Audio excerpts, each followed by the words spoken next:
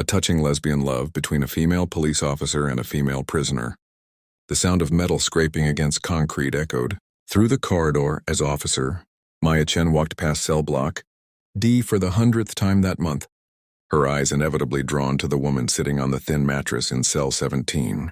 Rain hammered against the barred windows, creating shadows that danced across the prisoner's face, and Maya felt her heart constrict in a way that terrified her more than any call she'd ever responded to in her 8 years on the force. The woman looked up. Their eyes met through the bars, and in that single moment, Maya knew her carefully constructed life was about to crumble. Her name was Sarah Mitchell, 32 years old, serving 5 years for a crime that had torn her world apart. Maya had read the file so many times she'd memorized every detail. Sarah had been a high school art teacher, beloved by her students, until the night she took the fall for her younger brother's drug possession charge. He had 2 children, a pregnant wife, and a record that would have meant 20 years minimum. Sarah had none of those things, just a fierce loyalty that Maya both admired and mourned. The justice system had chewed her up and spit her out, and now she sat in that cell, her creative spirit dimming a little more each day. Maya had never intended to speak to her beyond the professional necessities.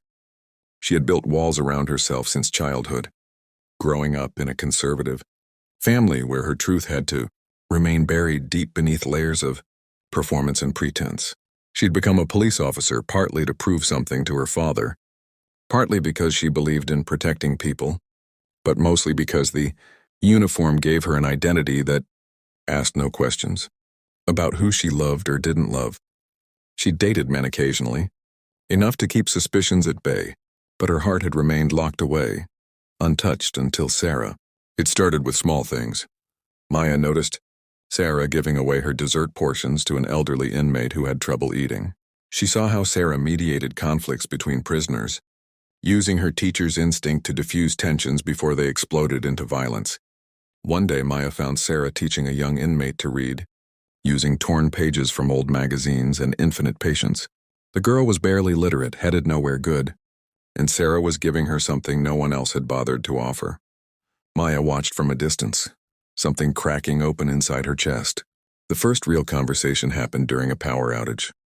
Emergency lights bathed the cell block in eerie red, and Maya was conducting welfare checks, ensuring no one was in distress. When she reached cell 17, Sarah was sitting in the darkness, tears streaming silently down her face. Maya should have moved on, should have marked the cell as cleared and continued her rounds. Instead, she found herself asking if Sarah was all right. Sarah's voice, when she finally spoke, was raw with grief. It was her birthday, she explained, and she was thinking about all the birthdays she'd never have with her students, all the graduations she'd miss, all the art she'd never create. Maya stood there, her hand unconsciously reaching through the bars, and Sarah took it. They stayed like that for several minutes. 2 women touching in the darkness, both understanding that something forbidden was beginning. After that night, Maya couldn't stay away. She volunteered for extra shifts in that cell block, fabricated reasons to patrol that corridor, lived for those brief moments when she could exchange a few words with Sarah. They talked about everything and nothing. Sarah described her childhood growing up in Oregon, her love for watercolors and charcoal drawings, the way teaching had filled her with purpose. Maya shared carefully edited versions of her own story, but Sarah saw through the omissions. One day, Sarah looked at her and said quietly that she understood what it meant to hide, to be afraid of the world knowing your truth. Maya felt naked, seen in a way she'd never allowed before. The shift in their relationship was gradual but inevitable. Maya started bringing Sarah art supplies, smuggling them in against every regulation she'd sworn to uphold. She told herself it was humanitarian. That creative expression was important for rehabilitation. But the truth burned in her chest every time Sarah's face lit up with gratitude. Sarah began drawing, and the first piece she created was a portrait of Maya, capturing something in her eyes that Maya herself had never acknowledged. When Sarah slipped the drawing through the bars, their fingers touched, and Maya felt electricity shoot through her entire body. That night, she went home and cried for hours, terrified of what she was feeling, terrified of losing it. They fell in love in whispered conversations during late-night rounds, in stolen glances across the cafeteria, in notes hidden in books Maya brought from the prison library. Sarah wrote her poetry on scraps of paper, words that spoke of longing and hope and a future that seemed impossible. Maya read them over and over, each one a revelation. She'd never been loved like this, with such fierce tenderness, such complete acceptance. Sarah saw her, truly saw her, and loved every broken, hidden piece. For the first time in her life, Maya understood what it meant to be whole. But loving someone in prison meant living in constant fear. Maya knew she was risking everything. Her career, her reputation, possibly her freedom. If anyone discovered the depth of their relationship, she would lose her job, face criminal charges for fraternizing with an inmate, become exactly the kind of corrupt officer she'd sworn never to be. The guilt ate at her, warring with the joy Sarah brought into her gray existence. She tried to pull away several times, tried to rebuild the professional distance, but Sarah's absence left her hollow. She'd spent 35 years living half a life, and she couldn't go back to that emptiness. The crisis came when Sarah was attacked by another inmate, a woman with a history of violence who targeted Sarah for no reason beyond boredom and cruelty. Maya heard the commotion from across the facility and ran, her heart in her throat, finding Sarah bloodied and bruised on the floor of the shower room. Something primal and protective roared to life inside Maya. She called for medical, held Sarah's hand while the paramedics worked, and when the warden questioned why she was so emotionally invested, Maya realized she didn't care anymore about the consequences. Let them see. Let them know. Sarah was worth everything. Sarah recovered, but the attack changed something in Maya. She couldn't protect Sarah from inside those walls, couldn't shield her from the violence and despair that permeated the prison. She started researching appeals, looking for legal loopholes, reaching out to advocacy organizations. Sarah's case had inconsistencies, evidence that had been overlooked, a public defender who'd barely fought for her.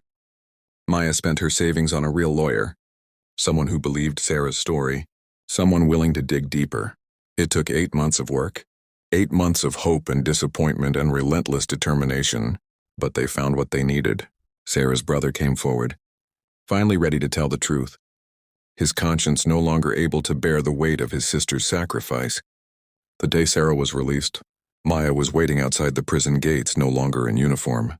She'd resigned from the force 3 days earlier, unable to reconcile her love for Sarah with the institution that had kept them apart. She had no job, no clear future, just a fierce certainty that she was exactly where she needed to be. When Sarah walked through those gates blinking in the sunlight, Maya was there. They stood looking at each other for a long moment, and then Sarah was in her arms, and Maya was holding her, really holding her. Without bars between them, without fear of discovery, Sarah was crying and laughing simultaneously, and Maya felt something she'd never experienced before. Absolute, uncomplicated joy. They built a life together slowly, carefully.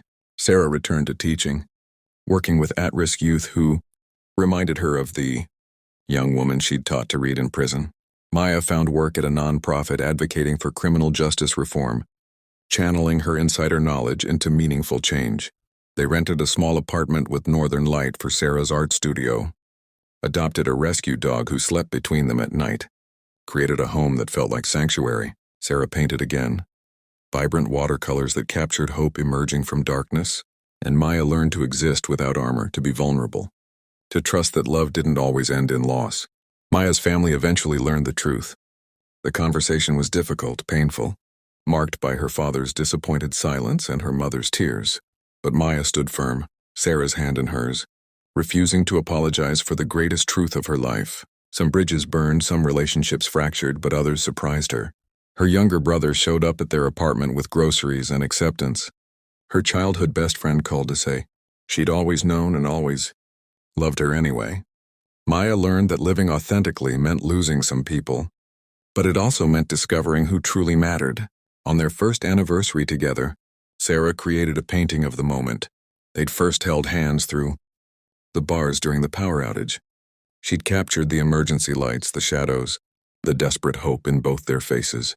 Maya stood looking at it, this documentation of the beginning of her real life, and felt overwhelming gratitude for the courage it had taken to love someone when everything said she shouldn't. Sarah came up behind her, wrapping arms around Maya's waist, and whispered that she'd never regretted a single moment, not even the hardest ones, because they'd led her here.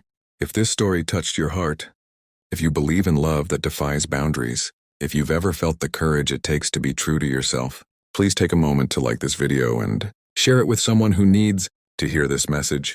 Stories like Sarah and Maya's remind us that love, real, transformative love, is worth every risk, every sacrifice, every moment of fear. Your engagement helps these stories reach others who might be struggling, who might need to know they're not alone in their journey toward authentic living. Maya sometimes drives past the prison on her way to work, and each time she feels a complex mix of emotions: anger at a system that incarcerates people for loyalty and love, gratitude for the experience that cracked her open and taught her who she really was, sorrow for all the Sarahs still inside who don't get happy endings. She and Sarah volunteer at prison outreach programs now, offering art classes and mentorship, trying to bring light into those dark spaces. They hold hands openly at the prison gates, no longer ashamed, no longer afraid, living proof that transformation is possible. Before we reach the end of this journey, I want to ask you something special. In the comments below, share a single word that describes what love means to you. Just one word: courage, freedom, truth, acceptance, whatever speaks to your heart. Let's create a tapestry of hope together in the comment section. A reminder that love in all its forms deserves to be celebrated and protected.